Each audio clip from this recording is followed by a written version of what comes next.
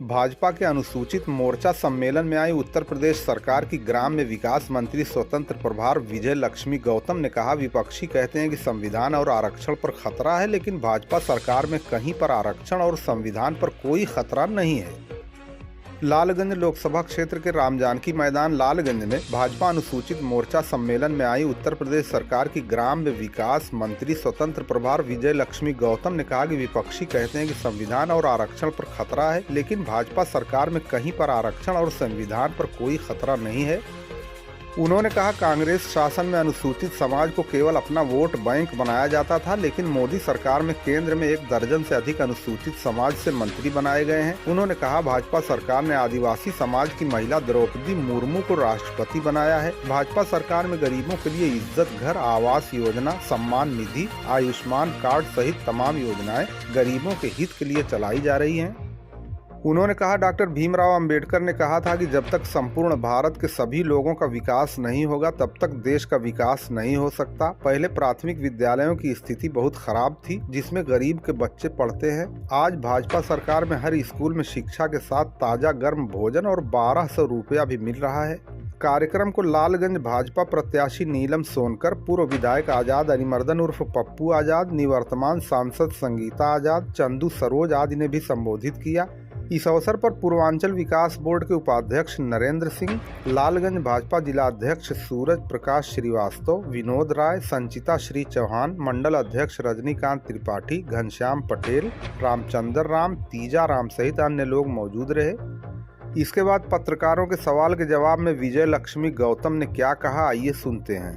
मैं आप लोगों से क्या छुपा है, लोकतंत्र में चुनाव चल रहा है और चुनाव के दौरान हमारी पार्टी का सम्मेलन था या अनुसूचित मोर्चे का, इसमें मैं मुख्य अतिथि के रूप में प्रदेश कार्यालय से लगाई गई कि मैं आज यहाँ आई हूँ और लालगंज की जनता से अपील करने आई हूँ कि हमारे दलित समाज के लोगों, पिछड़े समाज के लोगों, अतिथि समाज के लोगों, हमारे प्रत्याशी हमारे नीलम सोनकर जी हैं, जो कमल के फूल पर बटन दबा के दिखाओ, क्योंकि पूरे 10 वर्षों में लगातार सरकार, डबल इंजन की सरकार, मोदी जी की भी सरकार और योगी जी की सरकार लगातार दलित, पिछड़े, अति पिछड़े, इन सब के विकास के लिए लगातार कल्याणकारी योजनाओं को बना करके ज़मीन पर भेजा है और इस विकास का सबको लाभ भी मिला है। सभी इसको महसूस भी कर रहे हैं। आज घर जाके देखिए तो 1 न 1, 2, 3, 4 सभी योजनाओं का लाभ हमारे हर दलित समाज के लोगों को मिल रहा है।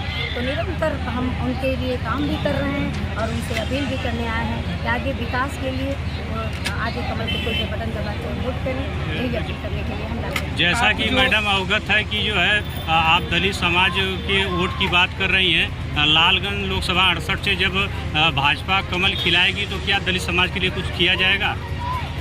जब दलित समाज के लिए किया जा रहा है, हाँ, और आप ऐसा सवाल करते हैं तो मुझे चौथे स्तंभ से ही थोड़ी वो होने लगती है कि आप तो निष्पक्ष बात कर सकते हैं कि क्या आप कहते हैं, लेकिन कोई बात नहीं।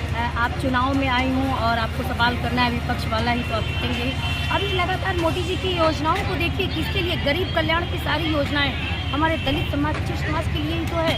आज ज़्यादा से ज़्यादा प्रधानमंत्री आवास योजना का लाभ कौन ले रहा है? ज़्यादा से ज़्यादा प्रधानमंत्री उज्ज्वला गैस की योजना का लाभ कौन ले रहा है? प्रधानमंत्री किसान सम्मान निधि योजना का लाभ कौन ले रहा है? प्रधानमंत्री स्वनिधि का योजना का लाभ कौन ले रहा है? स्वयं सहायता समूह का लाभ कौन ले रहा है? अब ज़्यादा जितनी भी हमारी कल्याणकारी योजना है उसका लाभ हमारा दलित वंचित समाज भी ले रहा है। और प्रधानमंत्री जिस दिन लाल किले के प्राचीर से बैठ के स्वच्छता मिशन की बात की तो सिर्फ बात ही नहीं की थी, दलितों के उत्थान और विकास के लिए योजनाएं तो बनाई थी, उनके सम्मान के लिए उनके पैर भी धोए, जगह जगह साफ सफाई भी की। तो सरकार की मन निष्ठा एकदम साफ है, गरीब कल्याण की सारी योजनाओं को लागू करने के लिए उनके सेवा भाव से लगातार काम कर रही है और ये 24 घंटे जग करके काम करने वाली सरकार है। हम ये नहीं कि चुनाव में मैदान में आए, हम लगातार मैदान में रहते हैं, शोषित बच्चों की सेवा करते रहते हैं, ये सरकार की योजनाओं का लाभ उनको दिलाते रहते हैं। भारतीय जनता पार्टी के लोग कहते हैं कि भारतीय कांग्रेस की सरकार आएगी तो राम मंदिर में ताला लगा दिया जाएगा। वो लोग कहते हैं कि जिसके पिताजी ने ताला खुलवाया था वो ताला कैसे लगाया? मैं इन सब बिंदुओं पे बोलना नहीं चाहती, क्योंकि ये सब बिंदु कौन क्या बोलता है, उसके मुंह में जुबान है, कोई कुछ भी बोल देता है, ठीक है? तो गलत बयानबाजी में। मैम, राम मंदिर का लाभ भारतीय जनता पार्टी को मिलेगा इस चुनाव में? मैं समझती हूँ कि भारतीय जनता पार्टी का ये मिशन था, ये आज से नहीं, आज 2500-30 साल से हमारे जब अडवाणी जी रथ यात्रा लेकर निकले थे तब से मिशन था। राम मंदिर का मिशन पूरा हुआ हमारा। निश्चित रूप से 500 साल पहले विदेशी आक्रांताओं ने हमारे राम मंदिर को, हमारे रामलला को टेंट में रहने पर दिवस किया था। निश्चित रूप से कोर्ट का आदेश हुआ और वो खुशी हमें मिली। हमारे प्रधानमंत्री जी ने रामलला को विराजमान किया। आज हम गौरवान्वित हो रहे हैं। ये हमारे आस्था का विषय है। निश्चित रूप से मैडम एक सवाल है मेरा। मैं ये पूछना चाह रहा हूँ, जनता ये जानना चाह रही है कि विश्व गुरु की हर जगह बात की जा रही है कि भारत देश विश्व गुरु बनेगा। क्या 5 किलो राशन देके 80 करोड़ जनता को विश्व गुरु बन सकता है क्या? मैं समझती हूँ कि आप इसको इस भाषा में जो बोल रहे हैं 5 किलो राशन, अगर एक परिवार में 5 यूनिट है तो उस घर में 25 किलो राशन जाता है और 25 किलो उस घर में जब चला जाता है तो उसके घर की भूखमरी मिट जाती है। उसका बहुत बड़ा सहयोग होता है। और दूसरी बात मैं आपको बताऊं, जो आपने बोला है कि इससे विश्व गुरु बन जाएंगे, निश्चित रूप से आज हमारा देश सशक्त और मजबूत हुआ है। आज नक्सलवाद पर, आतंकवाद पर लगाम लगी है। आज हमारे इसी देश के प्रधानमंत्री जब दूसरे देशों में जाया करते थे तो उनके सम्मान नहीं होता था, कोई लेने नहीं आता था। आज इस देश के प्रधानमंत्री जाते हैं तो वहाँ के बड़े बड़े भूपति, चाहे अमेरिका हो चाहे अन्य जो बड़े बड़े देश हैं, उनके राष्ट्रपति, उनके प्रधानमंत्री अगवानी में आते हैं, उनके सम्मान करते हैं, उनको प्रणाम करते हैं और स्वागत से ले जाते हैं। आज इतना ही बात मैं नहीं कहूँगी। रूस और यूक्रेन से युद्ध हो रहा था, आप विश्व गुरु की बात कर रहे हैं। युद्ध को विराम करा करके अपने भारतीयों को, 28,000 भारतीयों को यहाँ लेके आए, चाहे पाकिस्तानी हो चाहे रूसी हो, जिसने भी तिरंगा उठा लिया वो भी लेकर। आज विश्व में तमाम जगह जितने भी युद्ध चल रहे हैं, हमारे देश के प्रधानमंत्री जी से लोग सलाह लेते हैं कि ये कैसे युद्ध विराम कराया जाए। तो निश्चित रूप से जब हमारा देश जो है इतना नैरेटिव सेट कर रखा है कि आज ये हर चीज़ समझौते सुलह कराने में भी सक्षम है, तो आज इस देश के प्रधानमंत्री जी ने किया है और प्रधानमंत्री जी से राय लिया जा रहा है। आगे इसी प्रकार से हमारा देश विश्व गुरु बन जाएगा और विश्व गुरु बनने की राह पे है। जो हमारे राष्ट्रपति हैं वो किसने बनाया है?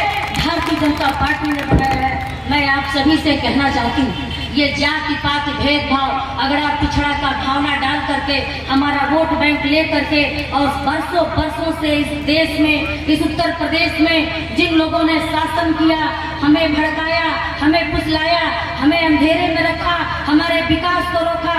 आज प्रधानमंत्री शौचालय योजना, आज प्रधानमंत्री आवास योजना, आज प्रधानमंत्री उज्ज्वला योजना, आज प्रधानमंत्री किसान सम्मान निधि योजना, आज प्रधानमंत्री विश्वकर्मा योजना, आज प्रधानमंत्री स्वनिधि योजना, आज ऐसी तमाम योजनाएं हैं, प्रधानमंत्री आयुष्मान कार्ड योजना, ऐसी तमाम योजनाएं हैं जो सीधे प्रधानमंत्री अपनी कल्याणकारी नीतियों के साथ कल्याणकारी योजनाओं को बना करके गाँव में रह रहे अंतिम शोषित, दलित, वंचित सबके उत्थान और विकास के लिए भेज दिया है। आज जितना आवास हमारे उन माताओं बहनों को जो कभी सपने में भी नहीं सोची थी कि हमारा भी पक्के छत का मकान होगा, आज उनको मकान मिल रहा है, आज उनको स्वामित्व मिल रहा है। अरे हमारी यही बेटियां, हमारे मायके के लोग कहते हैं कि ये तो पराया धन है, लेकिन अगर ससुराल में चली गई, उसके साथ कोई दुर्घटना हो गई, किसी प्रकार का कोई गलत काम हो गया तो ससुराल से भी भगा दी जाती थी, न उसका मायके होता था न उसका ससुराल होता था। लेकिन इस आधी आबादी को अधिकार दिलाने के लिए भारतीय जनता पार्टी के इस देश के प्रधानमंत्री आदरणीय नरेंद्र भाई मोदी, जो आपके बेटे हैं, बारे में नहीं सोचती थी, लेकिन इस देश का बेटा, इस देश के प्रधानमंत्री, आपके प्रमुख, आपके सेवक और आपकी सुरक्षा करने वाले, संपूर्ण रूप से विकास देने वाले इस देश के प्रधानमंत्री आदरणीय नरेंद्र भाई मोदी जी जब से इस देश की बागडोर संभाले हैं और उत्तर प्रदेश के मुख्यमंत्री परम पूज्य योगी आदित्यनाथ महाराज जी जब से इस देश की बागडोर को संभाला है, सभी जातियों का विकास हो रहा है, बिना जाति पाति भेदभाव, दलित, शोषित, वंचित सबका हो रहा है, हिंदू हो या मुसलमान हो, सबका हो रहा है।